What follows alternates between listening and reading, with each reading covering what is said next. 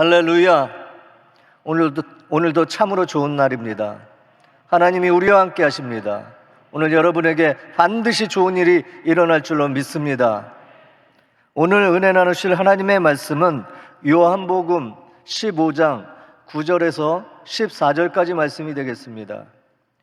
요한복음 15장 9절에서 14절까지 말씀을 다 같이 봉독하겠습니다. 아버지께서 나를 사랑하신 것 같이 나도 너희를 사랑하였으니 나의 사랑 안에 거하라. 내가 아버지의 계명을 지켜 그의 사랑 안에 거하는 것 같이 너희도 내 계명을 지키면 내 사랑 안에 거하리라. 내가 이것을 너희에게 이름은 내 기쁨이 너희 안에 있어 너희 기쁨을 충만하게 하려 함이라. 내 계명은 곧 내가 너희를 사랑한 것 같이 너희도 서로 사랑하라 하는 이것이니라. 사람이 친구를 위하여 자기 목숨을 버리면 이보다 더 큰 사랑이 없나니 너희는 내가 명하는 대로 행하면 곧 나의 친구라. 아멘. 오늘 말씀의 제목은 이보다 더 큰 사랑이 없나니입니다. 말씀의 제목을 한번 따라하겠습니다. 이보다 더 큰 사랑이 없나니, 이보다 더 큰 사랑이 없나니. 월요일에는 이 세상에 오시는 예수님은 절망이 있는 곳에 희망을, 화요일에는 시기와 분쟁이 있는 곳에 평화를, 수요일에는 아픔과 슬픔이 있는 곳에 기쁨을 가지고 오셨습니다. 그리고 주님은 반드시 다시 이곳에 저와 여러분에게 오실 줄로 믿습니다. 오늘은 사랑으로 오신 예수님에 대해서 말씀을 나누고자 합니다. 여러분, 어떤 일에 제일 관심이 많으십니까? 대개 사람들은요, 남의 소문에, 남의 일에 굉장히 관심이 많고 남의 약점에 큰 관심이 있습니다. 그런가 하면 돈에도 관심이 있고요, 요새는 주식에도 관심이 있고요, 정치, 명예, 그리고 엉뚱한 부분에만 관심을 갖는 사람들이 많습니다. 사람은 누구나 특별한 일에 관심을 갖고 삽니다. 그런데 정말로 관심을 가져야 할 부분에는 관심을 갖지 않는 것은 죄에 해당이 되는 것입니다. 신학자 폴 티일리는 이렇게 얘기했습니다. 무관심은 죄라고 아주 단언을 했습니다. 그리고 정신분석학자인 프로이드는 너무 무관심한 것도 병이지만 너무 한 가지 일에만 집착하는 것은 더 큰 병이라고까지 이야기를 했습니다. 야고보서 4장 17절에는 사람이 선을 행할 줄 알고도 행하지 아니하면 죄라고 했습니다. 사람은 자기 자신이 다른 사람에게 관심의 대상이 된다고 느낄 때 때로 행복을 느낍니다. 반대로 다른 사람에게 무관심 대상이 되었다고 느낄 때는요, 굉장히 비참함 그리고 서글픔을 느낍니다. 이 세상에 사랑이라는 말이 당겨지지 않은 노래를 찾기에 힘들 정도로 사랑이란 말이 홍수를 이루고 있습니다. 사랑에 대하여 자주 듣고 있다는 것은 그만큼 사랑의 갈증도 심하다는 것입니다. 가수들마다 장밋빛 색깔의 사랑을 부르고 있는 세상이지만 이 세상은 여전히 짙은 안개 속에서 방황하고 있습니다. 마태복음 22장 35절에서 38절에 한 율법사가 예수님을 찾아와서 예수님께 시험하여 제일 첫째가 되는 계명을 물었을 때, 첫째는 내 마음을 다하고 목숨을 다하고 뜻을 다하여 주 너희 하나님을 사랑하는 것이고, 둘째는 이웃을 내 몸같이 사랑하는 것이라고 예수님은 대답하셨습니다. 성경에 많이 쓰이고 있는 단어들을 보면 믿음에 관하여서는 350회 정도가 나옵니다. 그리고 소망에 관해서는 100회 정도가 나옵니다. 이에 대하여 사랑에 관해서는 무려 520회 정도가 나올 정도로 가장 많은 빈도를 보이고 있습니다. 곧 성경이 스스로 사랑보다 더 큰 것이 없음을 말씀하고 있습니다. 우리가 말씀을 배우고 힘써 기도하고 전도하고 봉사하고 직장에서 일하고 학생들은 공부하고, 이러한 모든 것의 목적이 여러분 무엇입니까? 그것은 바로 사랑의 열매를 맺히는 것이 아니겠습니까? 이 세상의 동물들이 다 사랑의 본능을 가지고 있습니다.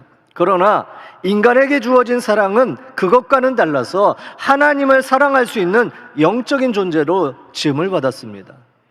사실 창조의 관점에서 보면 하나님이 세상을 창조하신 가장 큰 이유는 우리를 하나님께서 사랑하시는 존재로 두시려고 하신 것입니다.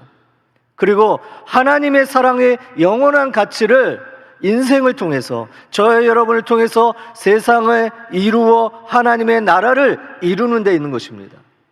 그런데 비극이 일어났습니다. 인간이 하나님이 주신 사랑의 큰 가치를 깨트려 버렸습니다. 여러분 생각해 보십시오. 영어를 모르는 사람이 영어를 가르치는 교사가 절대로 될 수 없습니다. 하나님의 사랑을 잃어버린 인간이 아무리 사랑 누가 말했나 하면서 노래해도 그 사랑의 본질, 권능에 이르지 못한다는 겁니다. 오늘 말씀은 예수님께서 십자가를 지시기 전날 제자들과 함께 하시면서 유언과 같이 남기신 말씀입니다. 첫 번째, 아버지께서 나를 사랑하신 것 같이, 요한복음 15장 9절입니다. 아버지께서 나를 사랑하신 것 같이 나도 너희를 사랑하였으니 나의 사랑 안에 거하라 라고 말씀하셨습니다. 아버지께서 나를 사랑하신 것 같이, 사랑에는 여러분 뿌리가 있습니다. 곧 하나님으로부터의 사랑입니다. 내가 주님의 사랑 안에 있지 않다면 다른 사람을 온전히 사랑할 수가 없다는 겁니다. 우리는 주님의 사랑 안에 거하는 데서 시작해야 됩니다.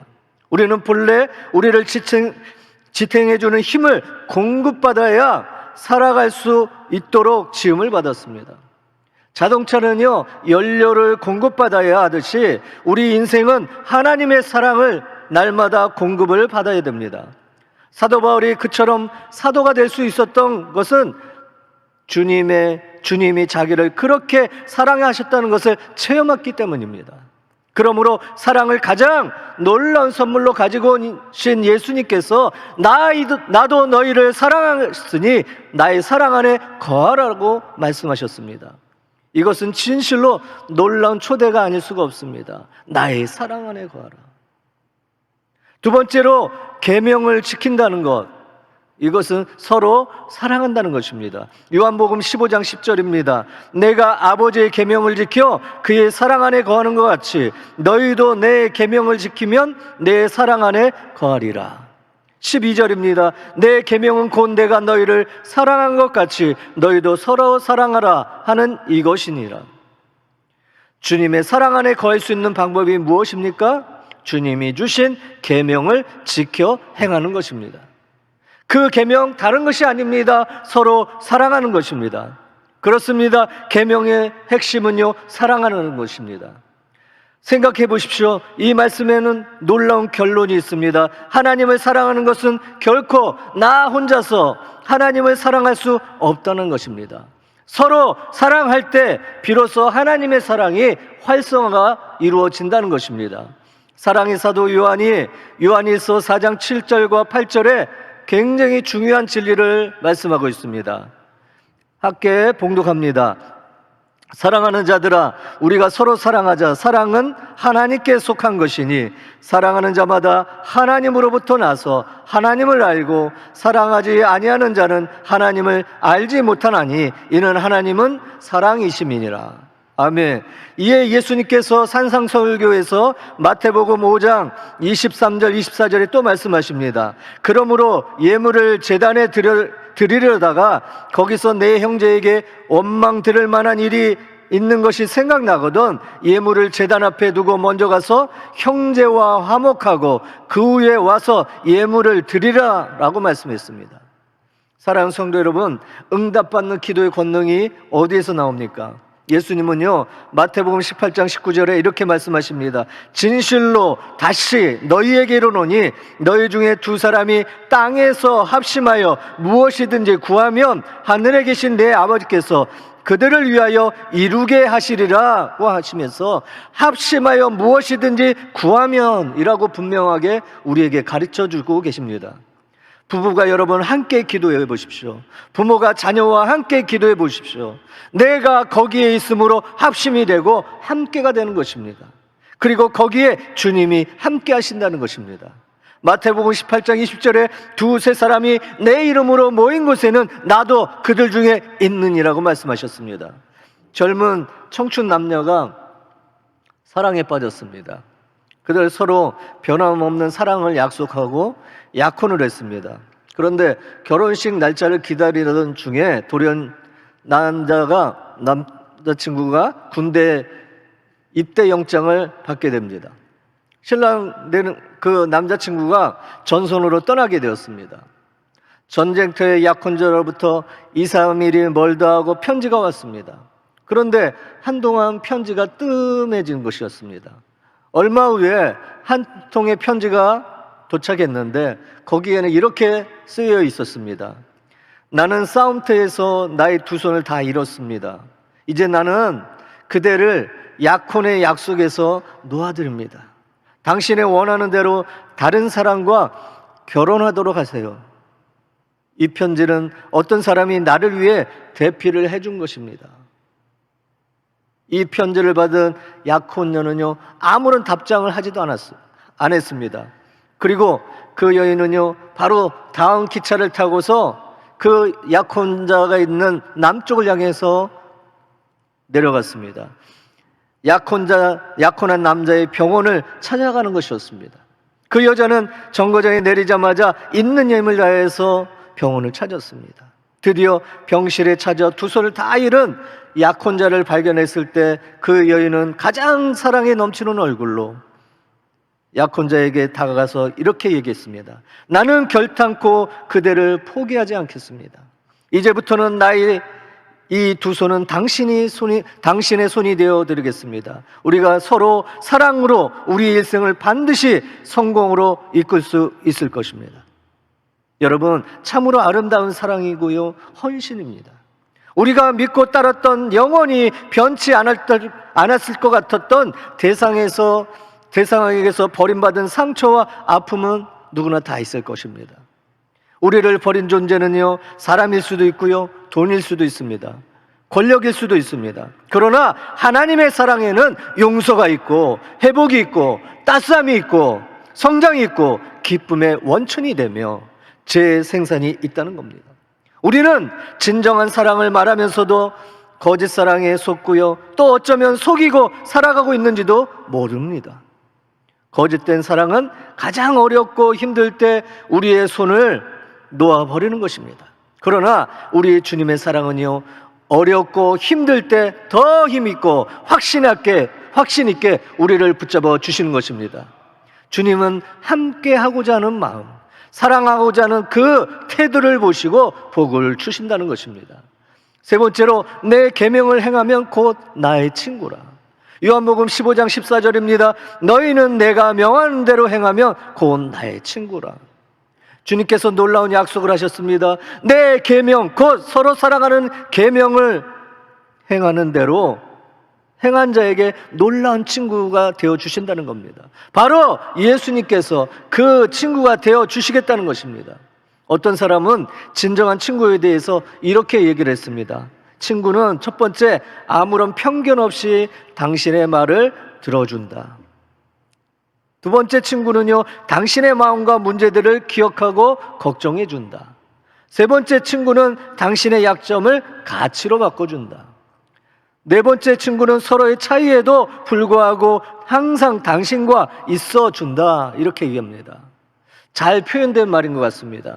친구를 뜻하는 성경의 원어는 필로스입니다. 이것은 친구로서의 사랑을 표현하는 것입니다. 그 말의 동사형이 필레오인데 사랑하다, 좋아하다 라는 뜻을 담고 있습니다. 예수님께서 부활하신 후 갈릴리 호숫가에서 제자들을 만나셨습니다. 그들과 조반을 드신 후에 특히 베드로에게 3번이나 물으셨습니다. 첫 번째, 시몬아, 내가 이 사람들보다 나를 더 사랑하느냐? 이것은 헬라어로 아가파오라고 하는데 사랑하다, 귀여워하다는 뜻이 있는데 희생적인 하나님의 사랑에 대해서 물었습니다. 이에 대해서 베드로가 친구의 사랑인 필레오, 즉 사랑합니다, 좋아합니다 라고 대답을 했습니다. 두 번째로 예수님이 물으셨습니다. 시몬아, 내가 나를 사랑하느냐? 역시 아가파오, 사랑하느냐, 귀여워하느냐? 여전히 하나님의 사랑으로 물으셨어요. 그런데 베드로는요, 여전히 친구의 사랑인 필레오, 사랑합니다, 좋아합니다 라고 대답했습니다. 세 번째로 예수님이 또 시몬에게 물으셨습니다. 시몬아, 내가 나를 사랑하느냐? 필레오로 물으셨습니다. 예수님께서 비로소 친구의 사랑으로 물으셨다는 겁니다.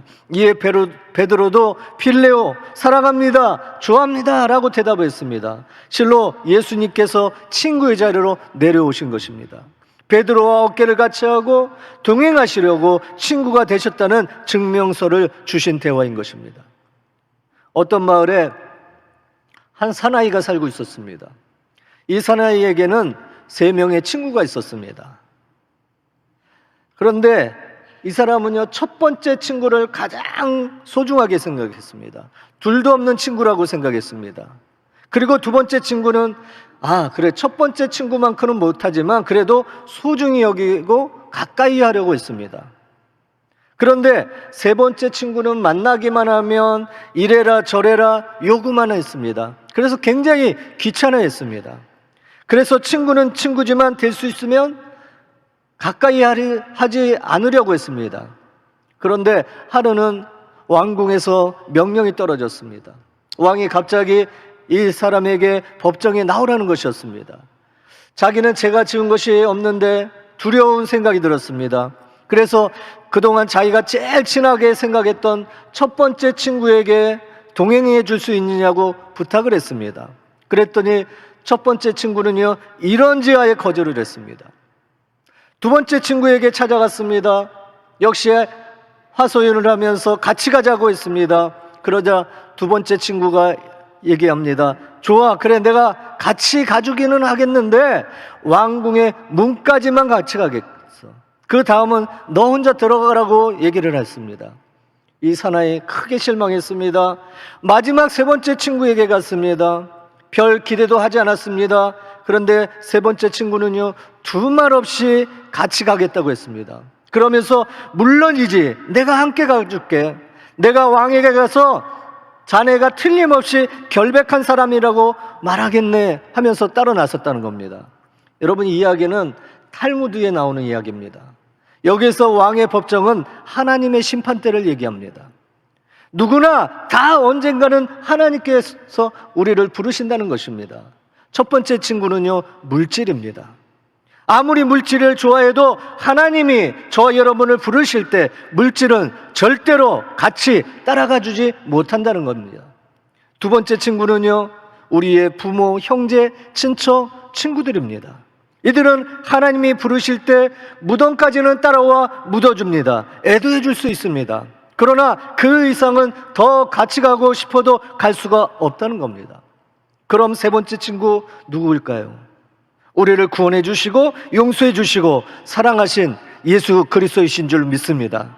이 예수님께서는요, 하나님의 심판대 앞에서도 우리와 함께 하시면서 저와 여러분을 변호해 주십니다. 그러므로 세상의 것을 너무 의지하지 마시고 예수님을 바라보시고 하나님 한 분만 의지하시면서 그 말씀대로 순종하며 살아가야 될 줄로 믿습니다. 사랑하는 성도 여러분, 예수님은요, 저와 여러분의 친구가 되어 주셨어요. 미국의 타임즈에 어떤 친구가 가장 좋은 친구가 조사한 적이 있었습니다. 거기서 친구로서 1위의 자리에 오른 것은 바로 다 나를 버리고 갈 때 함께하는 친구라고 했습니다. 찬송가 394장에 이런 가사가 있습니다. 이 세상의 친구들이 제목입니다. 이 세상의 친구들 나를 버려도 나를 사랑하는 이 예수뿐일세. 예수 내 친구 날 버리지 않네. 온 천지는 변해도 날 버리지 않네. 여러분, 먼저 사랑하시기 바랍니다. 그 자리에는 친구 대신 예수님이 함께 해주십니다. 사랑의 제자 요한은 요한일서 4장 11절에 사랑하는 자들아, 하나님이 이같이 우리를 사랑하셨은즉 우리도 서로 사랑하는 것이 마땅하도다 라고 전하고 있습니다. 네 번째로 더 큰 사랑이 없다는 겁니다. 요한복음 15장 13절입니다. 사람이 친구를 위하여 자기 목숨을 버리면 이보다 더 큰 사랑이 없나니. 이보다 더 좋을 수는 없다라는 유행어가 있었는데 오히려 이보다 더 사랑할 수는 없다는 말을 우리는 전해야 될 줄 믿습니다. 이것은 예수님께서 우리에게 베푸셨던 사랑입니다. 예수님께서 우리에게 목숨까지 내어주시고 우리를 친구로 삼으시는 사랑으로 사랑하셨습니다. 우리는 이보다 더 큰 사랑을 받은 적이 없습니다. 어떤 사랑입니까? 요한복음 5장 18절과 10절에 우리가 아직 죄인 되었을 때 그리스도께서 우리를 위하여 죽으심으로 하나님께서 우리에 대한 자기의 사랑을 확정하셨느니라. 곧 우리가 원수 되었을 때 그의 아들의 죽으심으로 말미암아 하나님과 화목하게 되었은즉 화목하게 된 자로서는 더욱 그의 살아나심으로 말미암아 구원을 받을 것이라고 증거하고 있습니다. 놀라운 은혜입니다. 예수님께서 친구라는 말을 선포하셨을 때는 십자가를 지시기 전날 예수님의 죽음을 담보하신 사랑을 선포하신 것입니다. 사랑하는 성도 여러분, 우리는 서로 다른 사람들입니다. 그러나 친구는 서로 다른 편견에도 귀를 기울입니다. 친구는 서로 약점을 가치로 바꿔줍니다. 친구는 서로의 차이에도 불구하고 함께 있어줍니다. 무엇보다도 목숨까지도 내어주신 예수님께서 친구로 그곳에 함께 하십니다. 여러분, 사랑의 반대말이 증오입니까? 아닙니다. 무관심입니다. 친구는 친구를 걱정해 줍니다. 친구의 필요가 무엇인지 관심을 가집니다. 그렇게 친구로 함께 있는 필레오가 있는 자리에 이보다 더 큰 사랑이 없는 주님이 함께 하신다는 사실인 것입니다. 신앙인들은 모두 하나님을 사랑한다고 얘기합니다. 그러나 한 가지 알아야 할 것이 있습니다. 하나님을 사랑한다, 입으로는 100번, 1000번 어렵지 않게 말할 수 있습니다. 그러나 입으로 사랑하는 것 중요하지 않습니다. 왜냐하면 사랑은 실천의 옷이 입혀져야 참된 사랑인 것입니다. 인생들이 이웃을 사랑할 때 하나님을 사랑하는 그들의 사랑은 비로소 옷을 입게 되는 것입니다. 사랑은 실천된 사랑이 있어야 진짜 사랑입니다. 찬양을 머리로 구상하는 것은 찬양이 아닙니다. 찬양은 사람들의 입에서 불러져야 진짜 찬양이 되는 것입니다. 마찬가지로 설교로 사랑하는 것이나 입으로만 사랑하는 것이나 사랑을 연구하는 것 등은 사랑이 아니라는 겁니다. 사랑은요, 행동으로 나타나야 됩니다. 이 원리를 약 2000년 전에 하나님께서 몸소 가르쳐 주셨습니다. 하나님께서는 우리 인생을 참으로 사랑하셨습니다. 그런데 그 사랑을 직접적으로 표현할 길이 없어서 하나님은 인간의 몸을 입고 예수님으로 이 땅에 오셨습니다. 그리고 예수님은 인간을 구원하시기 위해 인간의 죄의 형벌을 십자가에서 대신 받으셨습니다. 사람을 사랑하지 않았다면 예수님께서 왜 그런 십자가를 지셨을까요? 믿음은 역사를 지향하고 소망은 인내를 지향하지만 사랑은 수고를 지향합니다. 주님께서 친히 가르쳐 주신 이 땅에서의 사랑은 십자가에서 행동하신 사랑입니다. 이런 이야기가 있습니다. 어떤 목사님이 어떤 교회에 새롭게 부임을 했습니다. 그런데 부임을 해서 1년 동안 사랑에 관한 설교만 했습니다. 좋은 말도 한두 번이지 솔직히 모든 성도가 그만 질리고 말았습니다. 그런데 그 목사님 1년 동안 가르친 것을 점검하기 위해서 크리스마스 전날 사모와 함께 거지처럼 꾸미고 몇몇 중직 교인들의 집을 다녀보았다는 겁니다. 어느 중직 성도의 집에 가서 떡 좀 주세요 라고 하니까 그 성도가 재수없다고 투덜거렸습니다. 또 다른 성도의 집에 가서도 퇴짜를 맞고 말았습니다. 그러자 목사님은 그만 기가 죽어서 그 교회를 사임하고 말았다는 겁니다. 왜? 성도의 사랑이 교회 안에서만 끝나버리고 만 것입니다. 사랑은 교회 내에서만 그쳐서는 안 된다는 겁니다. 실제의 삶에서 사랑이 행동화되어 나타나야 된다는 겁니다. 존 칼빈은 많은 사람의 사랑은 혀끝에 있고 진정한 사랑은 손끝에 있다라고 말한 적이 있습니다. 희생 없는 종교는요, 진정한 종교가 아니고요, 분노 없는 정의는 진정한 정의가 아니듯이 실천 없는 사랑은 진정한 사랑이 아닌 것입니다. 사랑하는 성도 여러분, 여러분의 사랑은 어떠하십니까? 실천이라는 옷을 입은 사랑입니까? 코로나19로 어려운 시기지만 친구가 되어주시기 바랍니다. 홀로 있지 마시기 바랍니다. 부모도 형제와 이웃도 친구로 만나시기 바랍니다. 그곳에 주님이 함께 하십니다. 그리고 주님은 또 하나의 선물을 더하여 주셨습니다. 요한복음 15장 11절에 그 선물이 있습니다.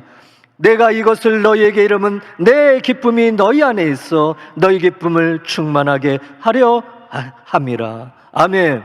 친구의 사랑이 있는 곳에 주님의 기쁨으로 가득하시기를 예수님의 이름으로 축원을 드립니다. 기도하겠습니다. 변함이 없으신 하나님, 저희를 지금까지 사랑과 은혜로 보호하여 주시고 인도하여 주셨음을 감사드립니다. 은혜의 주님께서 이토록 변함이 없으시건만 저희들 바람에 흔들린 같이 이리저리 요동하며 변하는 세월을 보냈습니다. 주님의 형상을 잃은 지 오랜 저희들이 얼마나 추하고 못난 모습을 보이고 주님을 반역했던 것을 생각하면 감히 고개를 들 수가 없습니다. 오직 부활의 주님만 의지하고 이 자리에 있습니다. 주님, 저희들을 긍휼히 여기사 받아 주시옵소서.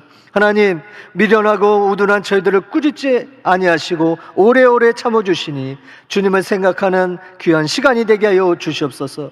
십자가로 확증한 우리를 향한 하나님의 사랑을 깊이 생각하고 그 안에 있는 우리 자신을 생각하면서 이 어두운 가운데서도 빛을 보고 현실에서 저 먼 미래, 밝은 미래를 생각하며 오늘을 살아갈 수 있도록 도와 주시옵소서.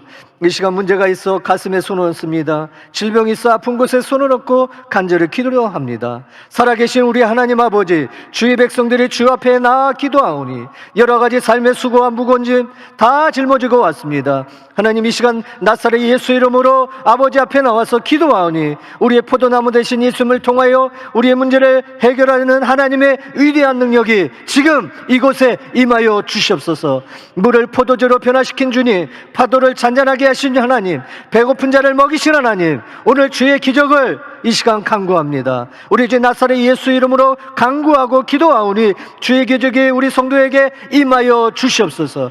하나님, 선하시고 좋으신 주님의 뜻이 반드시 나타나게 하여 주시옵소서. 우리 모든 성도들이 주 안에서 그래서 승리하여 더 많이 주님 안에서 섬기고 일할 수 있는 시간, 물질, 생활을 허락하여 주시옵소서. 모든 성도에게 오늘 이 시간 성령을 부어주셔서 성령의 9가지 은사, 성령의 9가지 열매로 충만하게 하여 주시옵소서.